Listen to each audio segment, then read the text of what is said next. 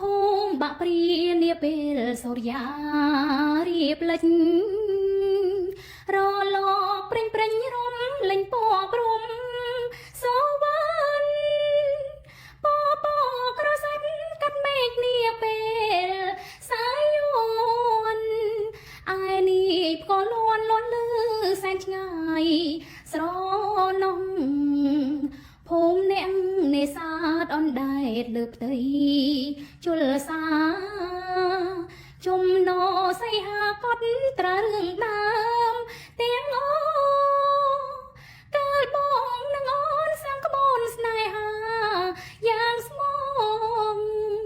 អីលើរូបប្របងបងចោលអូនឯកាធ្វើម្ដេចរូបអូនជាកូនស្រីអ្នកនេសាទជា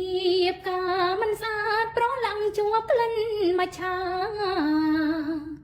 បងស្គាល់ជាថៃបងកាចាំក្នុងជលសានេះហើយវាសនាបោផានៅភូមិបាំងព្រាបាំងព្រាប្រេត្រប់បង្កប់រឿងស្នេហ៍នាងក្រដោយព្រាមទេសត្រូវប្តីយកទៅប្រ